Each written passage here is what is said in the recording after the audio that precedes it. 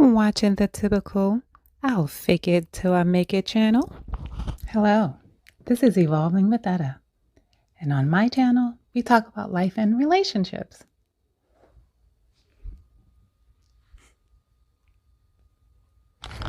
So if you're ready for something real,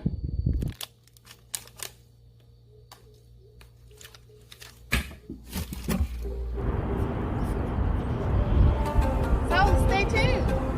to evolve is to live. Hey, this is Evolving with Edna, and I am coming to chat with y'all because I've been missing in action. Not really missing, but just not just doing my normal, usual uploads. Yeah, I just been taking it easy because life is happening and things are going on. Things are happening with I'm losing family members. It's just been one of those times where you ever had writer's block. I just wasn't, and this is so crazy. This is the exact same thing that was happening with me when 2020 happened, when the C word, the P word, I don't know which one to call it, COVID pandemic. But as soon as it hit, so funny, Howard and I dropped the first video in 2020 of February, which I think it counted up March, but we did it in February. Craziness was going on and the world was shutting down, and I didn't have time to be talking on no recording and videos, and I didn't give a hoot about YouTube, which I wish I have dived in at that time, not realizing the impact of the power and the value those uploads would have right now. So, but anyway, can't go backwards, about to go forward. So I just did not feel like recording. It's so much is going on with me losing my job from December, I think, at the end of December. Yes. So it's been just like one of those things where, you have to push yourself. You just say, I don't feel like being pissy. I don't feel like just sitting here looking crazy. I have cruises coming. I'm just one of those type of people who don't really dwell on a whole bunch of blah, blah, blah. I don't like tuck it and away and hide it or anything like that. It's just like, okay, with that, what are we doing? And then what's coming up from there? So not going to sit around and dwell on when I lost my job. But what I will talk about is this MeteandI group cruise coming up. Let me tell y'all, the hype has been madness. It's like we started off at 90-day countdown. Then it turned into, we're at 9 days. I'm like, we're at 9 days. 9 days. So anyway, I'm just gonna, yeah, it's a trip. So that took me all the way back to my very first cruise, which was a group cruise. I went with my oldest sister and her husband. And at the time, she traveled with everybody from her work. And it was a group of them. I mean, when we were at dinner, there were 2 long tables. It was like the couples and the it's like, no, not just couples, but it's like mostly married. And at the long table where I sat were also married, but all the singles as well. So, I mean, yeah, it was great. We had 2 full tables. And I just remember, and like I always tell anybody, if you're doing your very first cruise, do it with a group. Do it with seasoned cruisers because you cannot go wrong. I have a cousin that went and, wasn't really happy about it. I'm telling her, cuz we need to do it as a group. And of course, unfortunately, then COVID came and we had a family reunion plan, but it just didn't happen. So we had so many cabins booked. It was not even funny. It was wonderful. But again, not going to go backwards. So the very first cruise that I ever took, oh my gosh, that was just everything. I was new to it. I'll put it here so you can see, because I used to do my memory lane Mondays. So I have posted the previous cruises, pictures and things like that, because I don't remember doing a lot of video. Of course, that was like 1997. So yeah, you would think I'm platinum by now, but Howard loved land trips. So we did quite a bit of all-inclusives, which you will also see on the Memory Lane Mondays if you go check out the playlist. And but I'm only like maybe 2 good cruises or 3 cruises away from being platinum. After this one, I'll need like 3 or so more, and some long ones. 4 days, 5 days they're great, but I think this is only my 3rd short cruise. So usually we like longer days, but I just like to be on a ship for a long time. So I basically had the time of my life on my very first group cruise. And with this being the year that I've done my group cruises, so I just did a cruise with House of X. That was the best way to get back into cruising after so long of not being on a ship. It was fun. It was relaxing. It was entertaining. And if there was a dull moment, it's your fault, because there was plenty to do, plenty of places to eat. We had plenty of activities together. So yeah, this is the year of the group cruises. And I still am anticipating vacation with Edna's World. So I'm praying on that one, because I'm being greedy. Yeah, I'm being greedy. I've gone from none to 3. That's a lot. So my main reason for getting on here is because I wrote down some notes. Going on a large group cruise, and you're not going with your spouse. I've only cruised with Howard, except for that very first time that I went in 97. So, but every cruise from that point has been with Howard. So the very first thing I did, the very first thing that hit me was like, okay, who is going to replace him and jump on the bandwagon with me? I have like 4 little tips not tips, I just have 4 things that I thought were significant in my decision making, things that I felt that I had to come up with quickly if I wanted to, enjoy the cruise. I know I'm going to enjoy the cruise with my YouTube family, but who am I going to drag to go and hang out with me? So first choice I had was my big sis, because we have cruised together. We've traveled, we've done Vegas, we've done cruise, things like that. So that's another road dog for me as a travel partner. So she was definitely my choice. I also thought about my niece. My niece travels like crazy. My niece goes.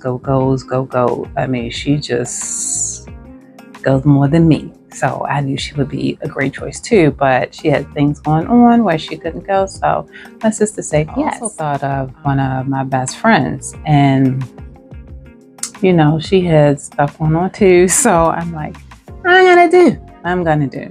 So my sister says yes, and these are just some of the things that I want to do to make it a great trip for her, because it's just not like she went through the planning process. It's not like she went through the whole full time with me to consider, this is a trip we're going to do together. Can't wait, so she's kind of like just filling in where she wasn't really a part of the planning. So for me, I want her to enjoy the trip and to understand that it's not about you're going on the trip with me. We're still going on this trip together. My number one thing is, of course, I said first I had to find, who would be somebody that I could really enjoy traveling with, and someone that was going to be fun. So that's my sister came to mind first. Number 2, have an agenda to participate in activities with just the two of you, or whoever it is that you're asking to go with you in such short notice. Make sure that they know that you're there to enjoy them as well as enjoy everyone else. And number 3, plan time to set aside to help them pick out like outfits, or to pick out like the little fun things that they want to take and enjoy on the cruise. I had a short that I found this speaker. Ella has me stuck on The Mandalorian, so I found the speaker that is loud. It said, "Don't be fooled by the size." It's a cute little teeny thing, but it's powerful, and it's for music. So I'm like, okay, well, we can be in our cabins enjoying some music while we're in there. So that was just something fun for me. But take time to plan and help them find fun things that they'll enjoy on the cruise as well. And number 4, make sure that you include them on group events. Make sure that they feel a part of, as I said before, a part of the trip. Be sure to include them on the group activities. Make sure that they know, well, hey, I might not have been there from the very beginning, but I am here with the group to have a great time with the group. Make sure that they blend in and don't feel like they've got to just hang with you or stick with you. And that's fine, because they are there to be with you. So, but don't make them feel like I have to be stuck up underneath you. And, just, it's going to be a wonderfully social atmosphere. And I just cannot wait to get down to Miami so I can unwind, unpack. And here's a tidbit too. If you are staying in a hotel before you get on the ship, do a little bit of ironing. Maybe you can't iron everything flat and crisp because you won't literally be taking it out of the suitcase. But those things that, like, some of us are just packers that just want to pack stuff and it's in the bag, so I'm good, and you're going to just iron it later. Like shorts and things like that. If you iron shorts, iron up some shorts. And then, when you put your clothes in your suitcase, most suitcases has the straps on the side that pretty much tie everything down, and when you clip it together, your clothes won't really go anywhere and won't move. And also helps to pack your clothing wrapped in plastic. I don't know what it is. I don't think it's moisture, though I know plastic holds moisture. I don't know what it is, but plastic will keep your clothes less wrinkled than normal. Also, a lot of people like the wrinkle release spray. I had it. I had 2 different brands. I don't think it did anything for me because I like to iron. Because you can iron on the ship. But this is the last time, I ironed up some stuff. Howard had like 4 items. I was carrying about 4. So that right there, that's 8 items. But I just wanted to, just put this out there. I need to get back into some recording. So I said, okay, so let me just do some little chit chat time and just do some rambling on about if someone is going on the cruise and you're going without your partner and you don't want to be by yourself, and you do have enough time to find someone to help you make the trip a great one, someone that, your family member or your bestie that you can go in place of your partner, ask them to jump on board and make it a fun trip for them. So that's all I have. And if you have not subscribed, do me a great favor. Just subscribe. Check out all of the videos that I have uploaded. It is a nice variety. You will definitely not be bored. Even go back to the very first video. Howard and I had no idea what we were doing, but it is the highest views of any of our videos that we've made. It is at 10,700 or so. So you can start there and then just finagle around and just check some stuff out and keep coming back. And if you are a returning subscriber, Thank you, thank you, thank you, because you are definitely the reason why I do this. I had a message come in from Social Couplepreneur. Those are my cousins in my head. And I just felt it was so sweet. It was so, so sweet for Mel to send me that message. And it just made me know, okay, girl, shit will get off the pot. So, no, that's a bad analogy because I'm not shitting. So, basically, get back in the recording chair and let's press go.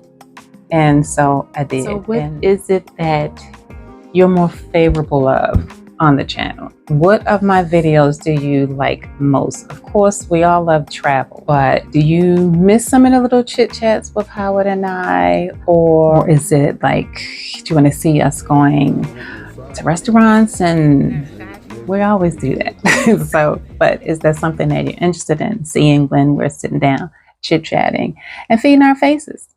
So, or is it just basically me talking to you about any subject? So let me know, leave me something in the comments. And on that note, why don't you check this out and tell me what you think. Bye-bye. To evolve is to live.